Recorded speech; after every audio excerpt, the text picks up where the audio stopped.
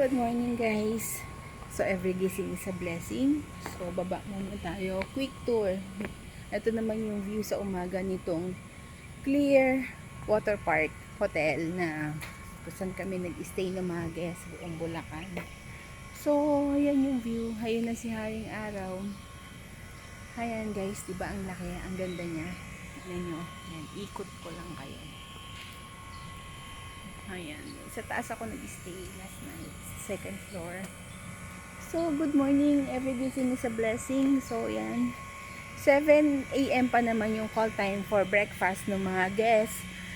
So, hindi pa sila bumababa. Isa pa lang yung bumaba kanina. Tapos bumalik pa siya sa room. So, isipan ko, pasyal ulit kayo dito. Ayan. Ayan yung mga swimming pool kasi talagang park siya. Park made of ano.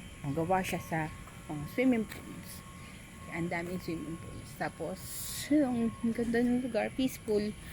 Kung magagawi kayo sa Ginto at nag-NLEX kayo, Santa Rita exit lang. Mga siguro wala pang 500 meters, nandito na kayo.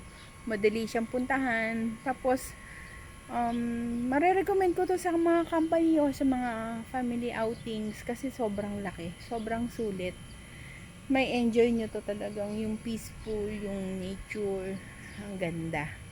So, yan guys, dito ulit to sa Clear Water Park Hotel, dito sa Giginto. So, malapit lang to, yung mga interesado. Nasa vlog ko din last night yung presyo kasi in-interview ko yung tinanong ko yung receptionist kung magkano yung entrance dito, not entrance, yung accommodation sa room sa hotel nila. Shout out po kay Chef Leon na nagtanong. So pakipanood na lang po yung video ko. Saka salamat po sa suporta. So yan guys, isang quick tour lang. So, hamaan nyo ako habang naglalakad. Parang stretching na rin. Kasi, syempre, hindi laging maaraw. Kasi tagulan dito sa Pinas. So, sulitin natin yung araw. Maglakad-lakad. Para exercise na rin. So, yan guys. Sas pakita ko sa inyo yung view naman sa umaga dito sa reception. Naiwan ko dun yung gamit ko. So, guys. Hindi naman ako mag-alala kasi wala naman kukuha nun. Pakita ko naman sa inyo sa reception, yung view sa reception ng umaga. So good morning, ito yung view video natin hanggat hindi pa lumalabas yung mga guests. Ayan yung mga receptionists. So dun sa taas, ito siya, isang quick tour.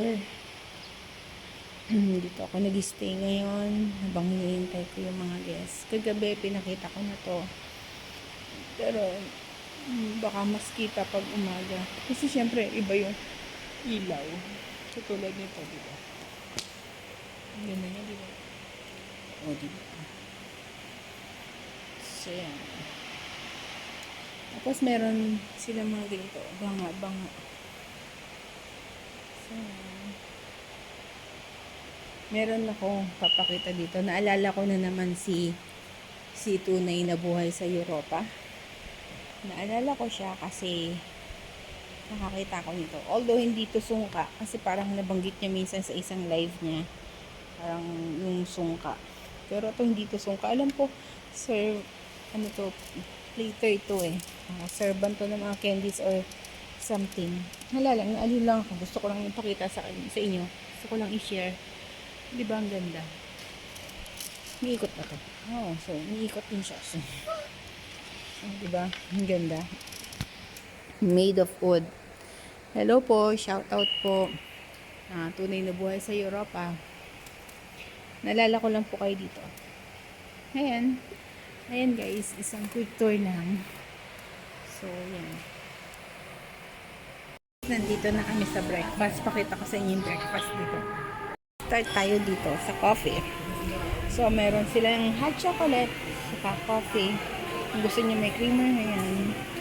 Siyempre, dito sa egg station, pwede ka mag-request between sunny side up and then itong kanilang scramble. Ayan ang mababait na crew. Hi guys, good morning. Good morning po.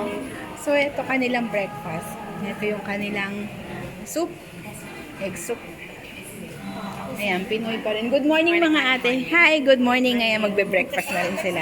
So ayan, ang ampalaya, tapos ang kanilang langgunisa, syempre ang corned beef, fried rice, plain rice, at ang kanilang pastries dito yung yan, Pinoy pandesal. Tapos ayan yung mga jams. Kung gusto nyo, may mga pang-spread. Ayan, may ensimada sila. So, yan yung kinain ko. Tinikman ko yan. Ay, talaga namang mapula. Hi, ma'am. Good morning. Hi, boss. O, diba? Ayan sila. Ayan yung breakfast. Simpleng breakfast pero happy. Ayan, dumating na yung ibang guest or bumaba na sila from hotel. So, ayan. Kain tayo, guys.